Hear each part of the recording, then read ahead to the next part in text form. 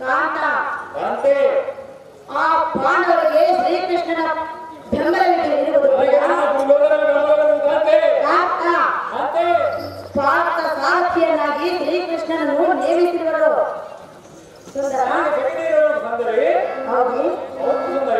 ಆದ ಕಾರಣ ಆ ಪಾಂಡವರ ಜೊತೆಗೂಡಿ ಯುದ್ಧಕ್ಕೆ ಹೋದರೆ ನಿನಗೆ ಸರಿ ಹೊಂದುವುದಿಲ್ಲ. ಸದ್ಯದ ಮಾತನ್ನು ಧಿಕ್ಕಾರ ಮಾಡಬೇಡ ಧೀರ. ನೀನೇನ ಕೂಡ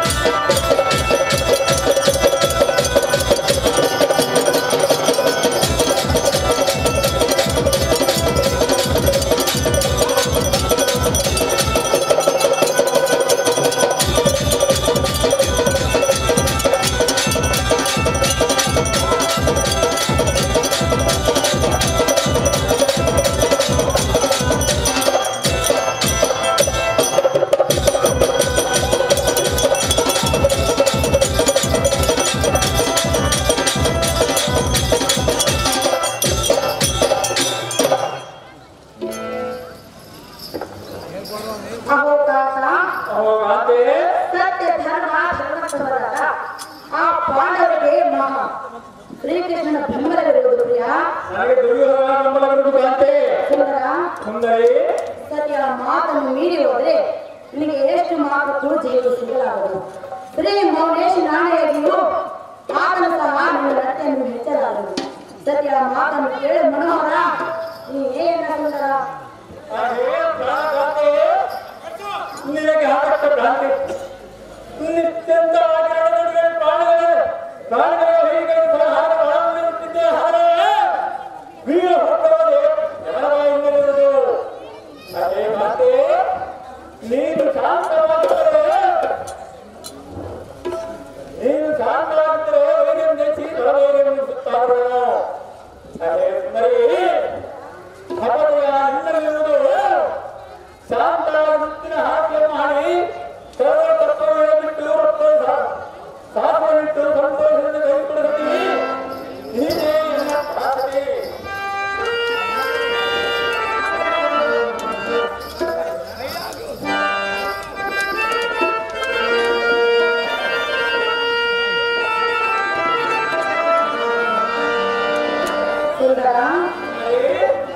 ನೀನು ನನ್ನ ಮಾತನ್ನು ಕೇಳಿದೆಯಾ?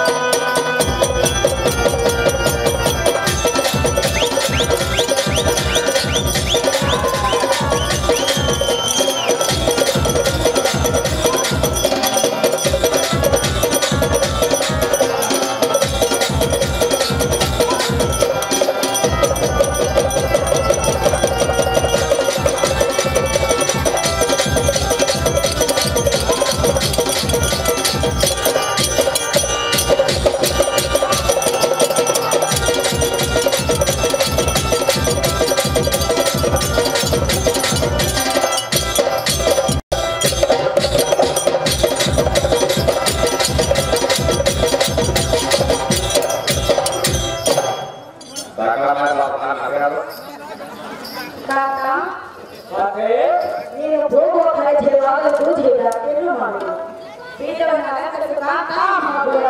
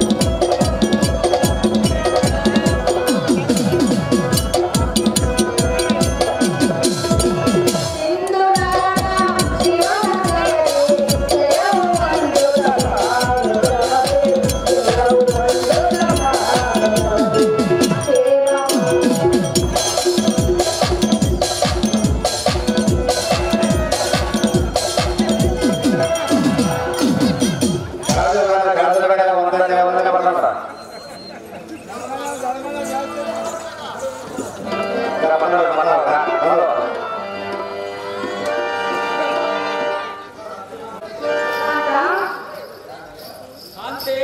ನೀನು ಹೋಗೋ ಖರ್ಚಿಗೆ ಮಾತನ್ನು ಏನು ಮಾಡಿದ್ರು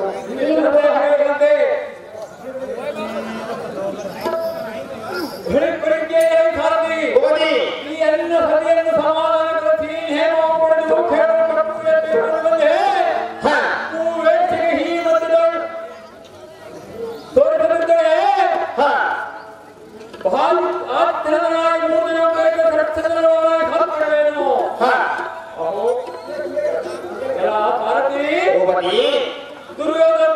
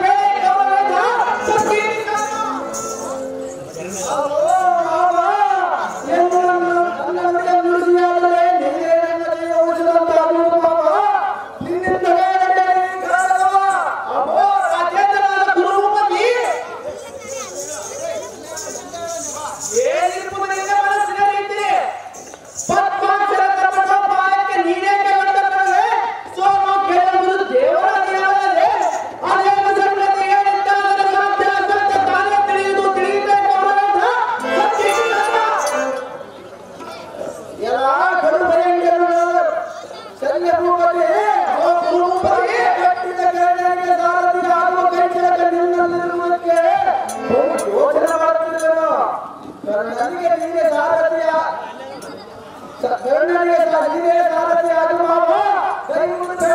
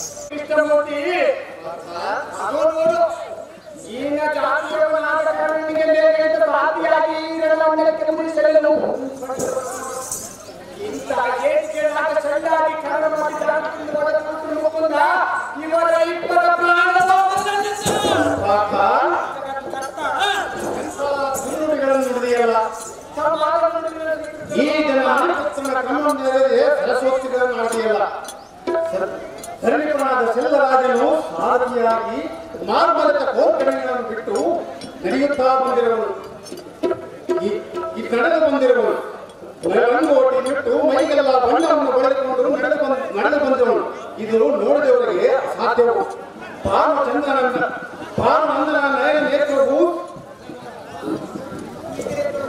ಭಾನುನಂದನ ಸರಸವನವು ನೇತ್ರನಿಗಾದರೂ ಅಸದಳವು ಇಂಥ ಬಲ್ಲಿದ ಸರಸವನ್ನು ಬಿಟ್ಟು ನಿನ್ನಲ್ಲಿಗೆ ಮಲ್ಲನಿದ್ದಕ್ಕೆ ಕಿಕ್ಕಾಡುವುದಕ್ಕೆ ಬರುವುದೇನ ಸಾಥ ದುರದೋಣಿಯೇ ಅತಿ ಸಮರ್ಥ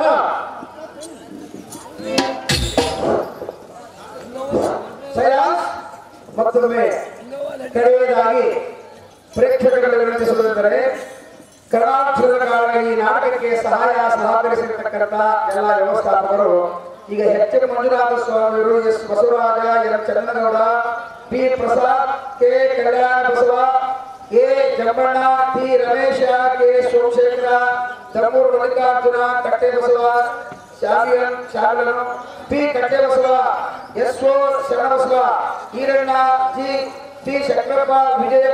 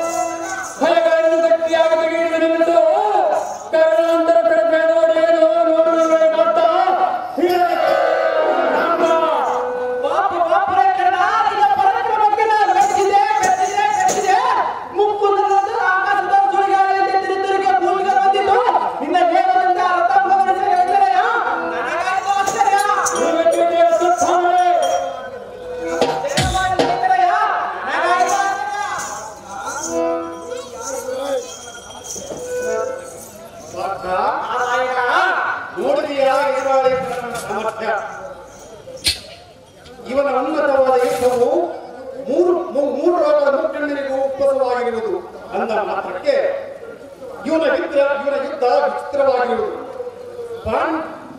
ಬ್ರಹ್ಮಾಂಡವನ್ನು ಉದರಗಳು ತುಂಬಿಕೊಂಡಿರುವ ನಿರ್ಮಲ ಮೂರ್ತಿಯಾದ ನಾನು, ಮೂರು ಲೋಕಗಳಿಗೆ ಗಂಡನೆನಿಸಿಕೊಂಡವನು ನೀನು. ಬೇರೆ ಬೆಟ್ಟಗಳನ್ನು ರೋಮಕೂಪದಲ್ಲಿ ತುಂಬಿಕೊಂಡು ಹಾರಾಡುತ್ತಾ ಬರುವ ನಿನ್ನ ದಶದಲ್ಪ ಬಲದ ವೀರ ಹನುಮಂತನನ್ನು, ಕಂಚಿನಿಂದ ಮಿಂಚುವ ಅತಿ ಭಾರವಾದ ನಮ್ಮ ರಥವನ್ನು ಗಗನ ಮಂಡಲದ ಕಿರಣವನ್ನು ತಿಳಿಸುವಂತೆ ಹೊಡೆದ ಇವನ ಸಾಮರ್ಥ್ಯ ಆ ಆದಿಶೇಷನಿಗಾದರೂ ಹೋಗಲು ಸಾಧ್ಯವಿಲ್ಲ. ಧನಂಜಯ, ಇವನ ಪ್ರಾಣಕ್ಕೆ ಹೂಡಬೇಕು. ಸಂಜೆ ಯಾರಾಗುತ್ತದೆ ನಿನಗಾಗುವುದು ಅಪಜಯ.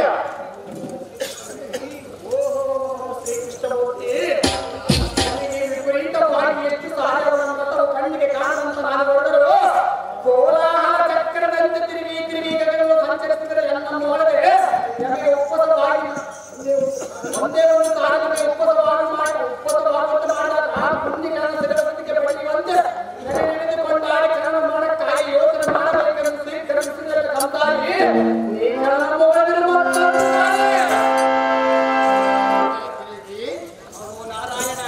ನಿನಗಿಂತ ಆ ಕರ್ಣನೇನು ಹೆಚ್ಚಲ್ಲ.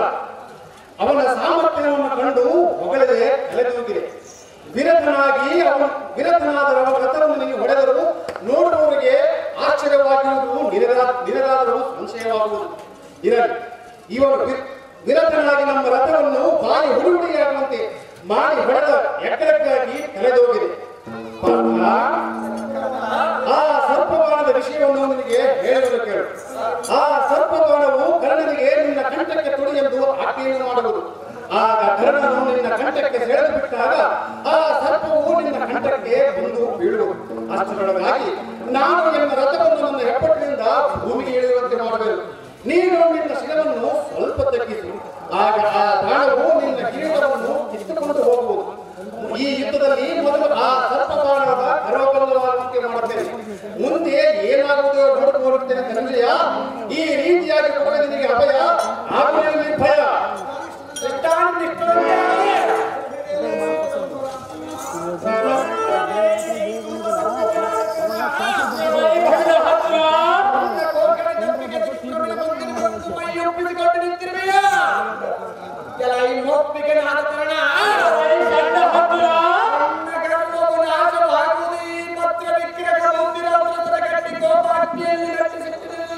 ಪಾತ್ರ ಕೈಯಲ್ಲಿ ಹೋಗೆಂದು ದೇವರಿಗೆ ಹೆಸರನ್ನಿಟ್ಟು ಕೋಣನಿಗೆ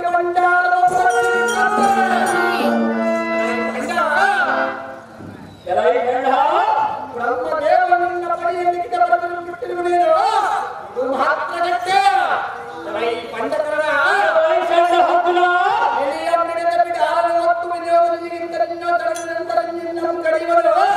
ನಿನಗೆ 90 ಕೌರವನಿಗೆ 80 ಅಶ್ವತ್ಥಾಮನಿಗೆ 70 ಶಕ್ರತಿಕರ ಮೇಲೆ 60 50 40 30 20 10 5 4ರಂದು ಇಂಥ ವಿಚಿತ್ರವಾದ ಆಕ್ಷೇಪಗಳ ಪ್ರಯೋಗವನ್ನು ಕೈಸಿಕೋ. ಓಡಿ ಹೊಡೆಯುವುದು ಬಂಡ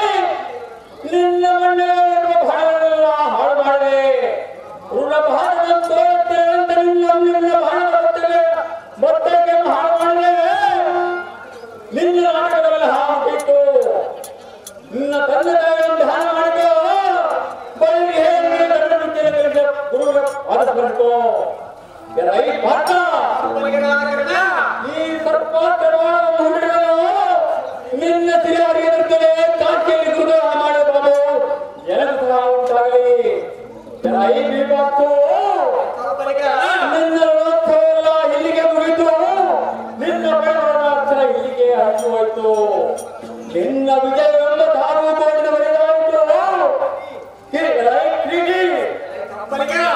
ಸರ್ವಸಾಟಿ ಎಂಬ ಅಕ್ಷರ ಹೀಗೆ ಭಯಲ್ಲಿ ಇಲ್ಲದಂತಾಯಿತು.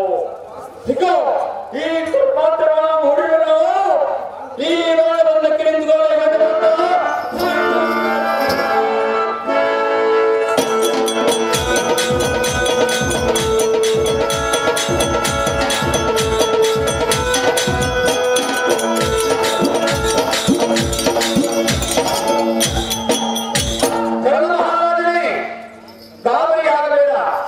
ನೀನು ಬಿಟ್ಟ ಈ ಸರ್ವಾಸ್ತ್ರ ಬಾಣಕ್ಕೆ ಶ್ರೀಕೃಷ್ಣನು ತನ್ನ ಹೆಬ್ಬಟ್ಟಿನಿಂದ ರಥವನ್ನು ತುಳಿದ ಕ್ಷಣಕ್ಕೆ ಅರ್ಜುನನ ರಥವು ಭೂಮಿಯೊಳಗೆ ಹೋಯಿತು.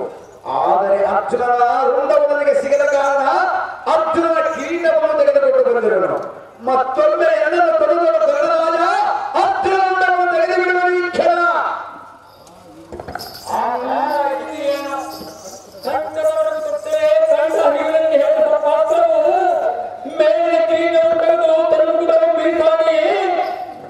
ಮತ್ತೆ ಬರುವೆಂದು ಕಿರತಿ ಹೇಳುವುದಲ್ಲ. ಇದಕ್ಕೆ ಹಾನಿ ಮಾಡಿ ತಾಯಿಗೆ ದೊಡ್ಡ ಹಣವನ್ನು ತೊಡುವುದಿಲ್ಲ ಎಂದು ವಚನ ಕೊಟ್ಟಿರುವನು. ಈ ಕರಳಿಗೆ ಒಳ್ಳೆಯ ಚೆನ್ನಾಗಿರೋದು ಎಷ್ಟು ಅದಕ್ಕೂ ಆಗುವುದಿಲ್ಲ. ನಿರ್ನಂಬಿ ಅದೇ ಸರ್ವಾಸ್ತ್ರ ಮಾಡಲೇ ನಿರ್ನಂಬೆಷ್ಟು ಮಾತ್ರಕ್ಕೂ ಮುಟ್ಟುವುದಿಲ್ಲ.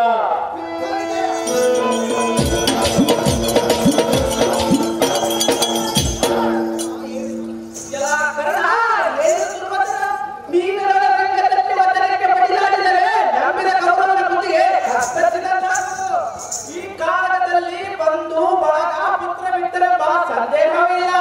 ಈ ಚಪ್ಪಾತ್ರ ಬಂದರೆ ನಾನು ಸಾಗಬೇಕನು ನಿನ್ನಿಂದ ಏನಿರ್ಬೋದು ಎಲ್ಲರೂ ಮಿತ್ರರಲ್ಲಿ ರವಿಜಾತ್ರೆ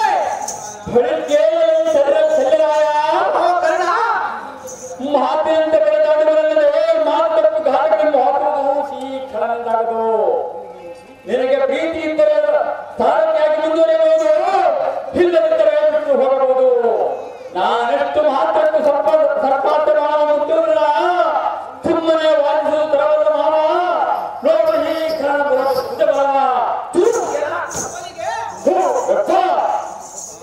ನಿನ್ನ ಕಪ್ಪುತನವನ್ನು ಬಿಡಲಿಲ್ಲ. ಕಪ್ಪಿನ ಕಬ್ಬರವನ್ನು ಕಡಿ ಕಣ್ಣನ್ನು ಕಂಡು ಕಬ್ಬರನ್ನು ತುಂಬ ಎಂದು ಬಿಟ್ಟಲ್ಲ.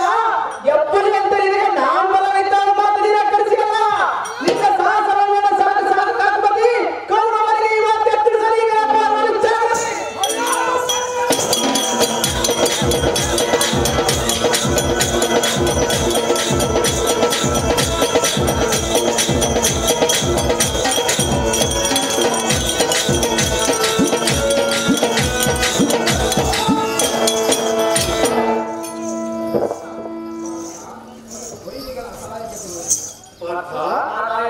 ಬೈಲಿಗಳ ಅಸಹಾಯಕ್ಕೆ ನೋಡಿದೀಯಾ?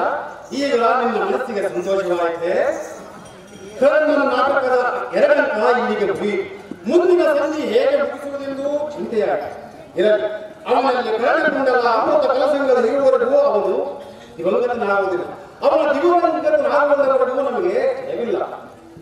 ಪಾಠ ಇಂಥ ಸಮಯದಲ್ಲಿ ನಾನು ಅವನಿಂದ ದಾನ ಪಡೆಯಲು ಎನ್ನ ಅಂತರಾತ್ಮವನ್ನು ಪರಬ್ರಾಹ್ಮಣನಾಗಿ ಕಳಿಸುತ್ತೇನೆ. ಪಾಠ ಇದೇ ನಿನಗೆ ಶುಭ ಮುಹೂರ್ತ. ಶ್ರೀಕೃಷ್ಣ ಪರಮಾತ್ಮ ನಿಮ್ಮ ಇಷ್ಟರಂತಾಗಲಿ.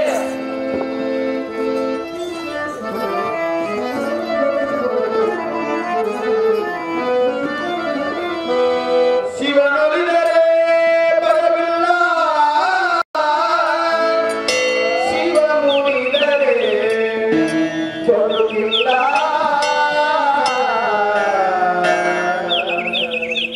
ಶಿವನಿಲ್ಲದೆ ಹರವಿಲ್ಲದೆ ಗರಿಯಾರು ನಮಗಿಲ್ಲ.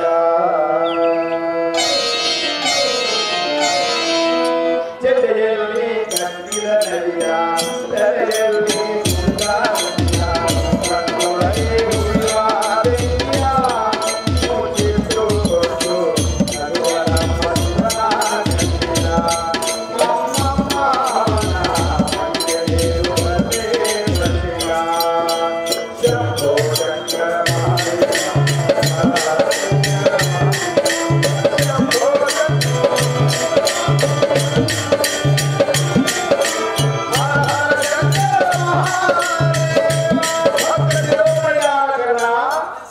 ನೀನು ತ್ಯಾಗಿ ಎಂಬ ವಾರ್ತೆಯು ಮೂರು ಲೋಕದವರು ಪಸರಿಸುವುದನ್ನು ಕೇಳಿ ನಿನ್ನ ಹತ್ತಿರ ಭಿಕ್ಷೆಯನ್ನು ಯಾಚಿಸುವುದಕ್ಕೆ ಬಂದಿದೆ. ಈಗಿನ ಭಿಕ್ಷದ ಮಹತ್ವವು ಮುಕ್ತ ರಣದಾಯಕವು ನಿನಗೆ ಸುಮಂಗಲವಾಗಲಿ. ಭಕ್ತ ಶಿರೋಮಣಿ, ಈ ಭಿಕ್ಷಕರು ಯಾವ ವಸ್ತುವು ಬೇಡಬಲ್ಲ. ನಿನ್ನಲ್ಲಿ ಮಹತ್ವವಾದ ಒಂದು ವಸ್ತು ಇರುವುದು. ಈ ಭಿಕ್ಷಕರ ಕಣ್ಣಿಗೆ ಎದುರು ಕಂಡು ಬಂದಿರುವುದು. ನೀನಾಗಿ ಕೊಡುತ್ತೇನೆ ಎಂಬುದಾದರೆ ನಿಸ್ಸಂದೇಹವಾಗಿ ಕೇಳಲು ಪ್ರೀತಿಯೇ ವೀರನಾದ ಕರ್ತನೆ.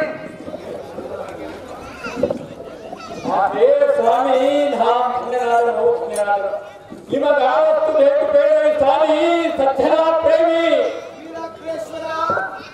ನಿನ್ನ ಕಪಾಲ ಭಾಗದ ಪ್ರಕಾಶಿಸುವ ಕರ್ಣಕುಂಡಲವನ್ನು ಯಾಚಿಸಿದರು. ನನಗೆ ಬೇರೆ ಬೇಡ ಕಡ್ಡಿಯ ವೀರಾಧಿ ವೀರನೇ.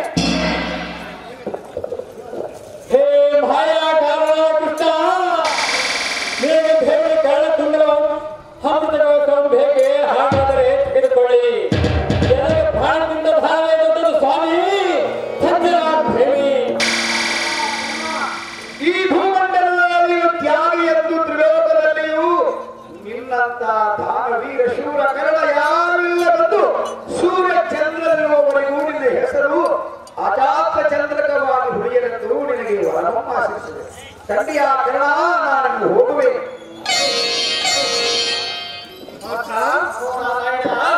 ಕರ್ಣನ ಸಾಮರ್ಥ್ಯವನ್ನೆಲ್ಲ ತೆಗೆದುಕೊಂಡು ಬಂದನು. ನಿನ್ನ ಗಾಂಡೀವಿಯಲ್ಲಿ ಪಾಶುಪದಾಸ್ತ್ರವನ್ನು ಹೂಡಿ ಅವನ ಪ್ರಾಣ ಹರಿಸು. ಈ ರಣಾಂಗಣದಲ್ಲಿ ನಿನ್ನ ಗಾಂಡೀವಿಯ ಕಚೇರಿಯನ್ನು ಮಾಡು.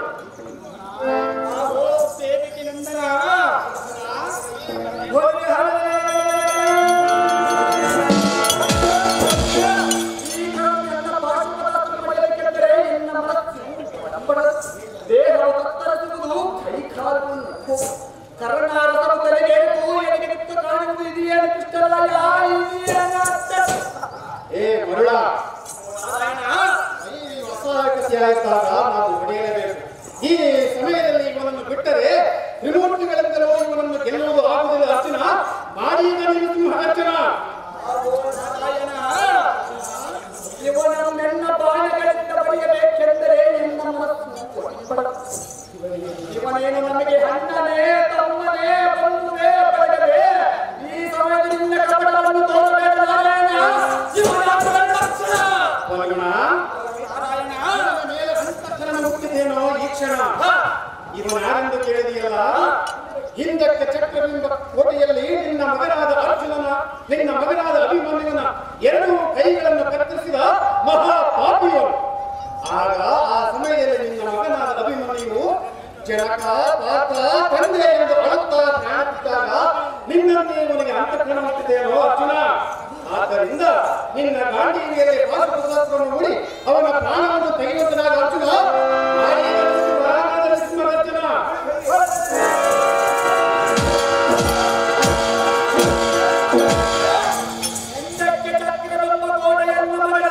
ಅರ್ಜುನ ಕೈಗಳನ್ನು ಕತ್ತರಿಸಿದ